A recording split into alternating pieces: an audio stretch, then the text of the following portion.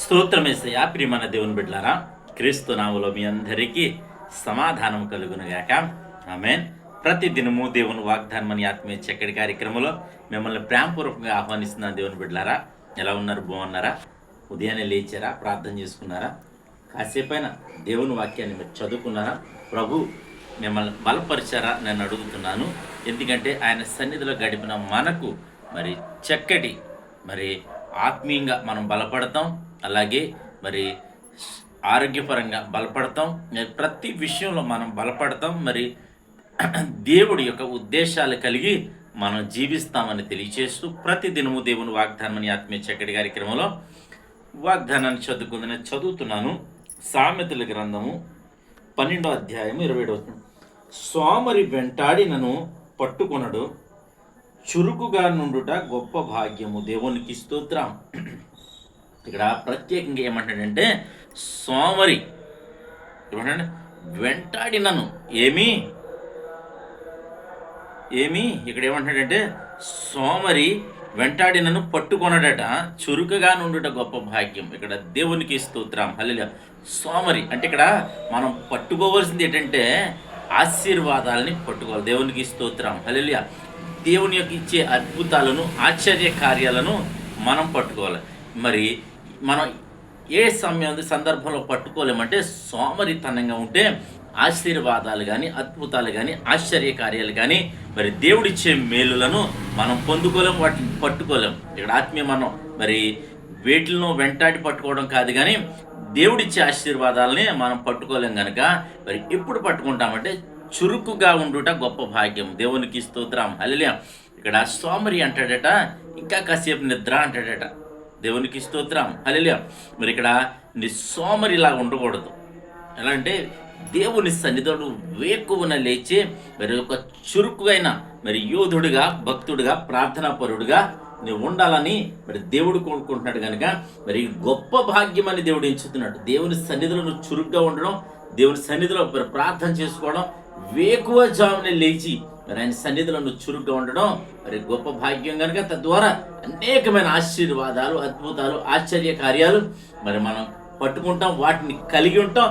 వీటన్నిటికంటే అద్భుతకరుడు మరి అద్భుతాలు చేసే దేవుణ్ణి, ఆశ్చర్యకరుణ్ణి మరి మనం కలిగి ఉంటామని మీకు తెలియచేస్తూ మరి ఎటువంటి పరిస్థితినైనా సరే మరి నువ్వు జయిస్తావు అని నీకు తెలియచేస్తూ దేవుడి మాటలు దీవించునుగాక. ఆమెను ప్రార్థన చేసుకుందాం. స్తోత్రము తండ్రి, వందనాలు యేసయ్యా. ప్రతి దినము దేవుని వాగ్దానం అని ఆత్మీయ చక్కటి కార్యక్రమంలో తండ్రి మీరు ఇస్తున్న వాగ్దానం బట్టి స్తోత్రాలు. చురుకుగా నుండుట గొప్ప భాగ్యం అంటున్నావు ప్రభా. అవును తండ్రి, సోమరిగా ఉంటే నిన్ను వెంటాడిన ఆశీర్వాదాలు మేము చూడలేము నా తండ్రి. ఈ సమయంలో చురుకుగా ఉండట గొప్ప భాగ్యం అంటున్నావు. అట్టి చురుకుదనము, భక్తిని మాకు దయచేయండి. వేకువ జామున లేచి నేను స్తుతించడానికి కృప అనుగ్రహించండి. అలాగే ప్రభా, ఈ సమయంలో ఎంతమంది ప్రజలు యూట్యూబ్ ద్వారా, షేర్ చేయడం ద్వారా, ఫేస్బుక్ ద్వారా చదువుతున్నారు, ఈ రోడ్డు మార్గం వెళ్తూ చదువుతున్నారు, అందరి జీవితాల్లో ఉన్న తండ్రి ఈ వాగ్దానాలు మీరు జరిగించమని ప్రార్థిస్తున్నాను. ప్రతి ఒక్కరూ చురుకుగా ఉండి నీ యొక్క ఆశీర్వాదాలు పొందుకోవడానికి, నీ మేలు పొందుకోవడానికి, నీ సన్నిధిలో గడపడానికి కృపను అనుగ్రహించమని ప్రార్థిస్తున్నాను. ఈ సమయంలో రోగులు ఎవరైనా ఉంటే మీరు వారు స్వస్థపరచమని ప్రార్థిస్తున్నాను ప్రభా. అనేక రకరకాలైన వ్యాధులు ప్రభా ప్రబలుతా ఉన్నాయి. అనేకమైన ప్రభానైనా వ్యాధులు గుండా, శ్రమలు గుండా నీ ప్రజలు వెళ్తుంటే వారందరినీ స్వస్థపరచమని, విడిపించమని ప్రార్థిస్తున్నాను తండ్రి. అలాగే ప్రభువా, మరి ఈ దినం ప్రభా ప్రార్థన చేస్తున్నాను ప్రభు. ఉద్యోగాలను పెట్టుకు ఉద్యోగాలు దయచేయమని ప్రార్థిస్తున్నాను నాయన. వివాహం కాని వారికి వివాహాలు జరిగించమని ప్రార్థిస్తున్నాను. గర్భఫలం పెట్టుకుపోయి గర్భఫలాలు దయచేయమని ప్రార్థిస్తున్నాను. అనేకమైన సమస్యల్లో, నిందల్లో, అవమానాల్లో ఉన్న బిడ్డలందరినీ కూడా మీరు జ్ఞాపకం చేసుకోండి. మరి ముఖ్యంగా తండ్రి, ఈ వరదల కారణంగా నేను తెలుగు రాష్ట్రాలు, అలాగే మరికొన్ని రాష్ట్రాల తండ్రి వరదల కారణంగా అనేక మంది ప్రజలు చిక్కుకుని ప్రభా నేను నీటి ప్రభావం వల్ల మరి చనిపోవడం జరిగింది. అలాగే ప్రభా అనేక మంది తండ్రి నిరాశ్రయాలైపోయారు ప్రభా. తినడానికి వారికి ఆహారం లేదు, ఉండడానికి సురక్షితమైన నివాసము లేదు కనుక ప్రభా వారందరినీ మీరు ఆదుకోనమని, అనేక మందిని లేవనెత్తి ప్రభావాన్ని రెస్క్యూ చేయడానికి నీ కృపను అనుగ్రహించమని ప్రార్థిస్తున్నాను తండ్రి. వారందరినీ కాపాడిన తండ్రి, వారిని ఓదార్చి వారికి ఆహారాన్ని పెట్టడానికి కృప అనుగ్రహించమని, మీరు దాతలను లేపమని ప్రార్థిస్తున్నాను తండ్రి. నీకు స్తోత్రాలు. అలా ఎంతమంది ప్రజల తండ్రి దినం పెళ్లి రోజులు పుట్టినరోజు జరిపించుకున్నారో నీ బిడ్డలందరికీ క్షేమాన్ని సమాధానాన్ని మీరు దయచేయమని ప్రార్థిస్తున్నాను తండ్రి. సంవత్సరం అంతా దయకెట్టడం ఉంచమని.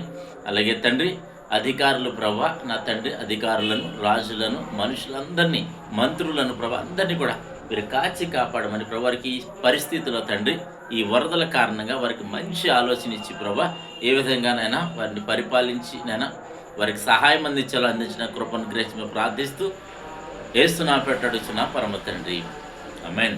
నేను నమ్ముతున్నాను ప్రియమంది బిడ్డలారా, ప్రభు మన అందరినీ మరి బలపరిచారు.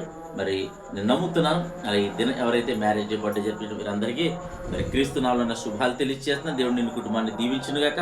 మరియు మరి వరదల కారణంగా అనేక మంది మరి అనేకమైన అవసరతలు తిప్పలు పడతా ఉన్నారు. వారందరికీ మేలు కలిగినట్లు మీరు అందరూ జ్ఞాపకం చేసుకున్న ప్రార్థనలను తెలియజేస్తూ దేవుడి మాటలు దీవించునుగాక.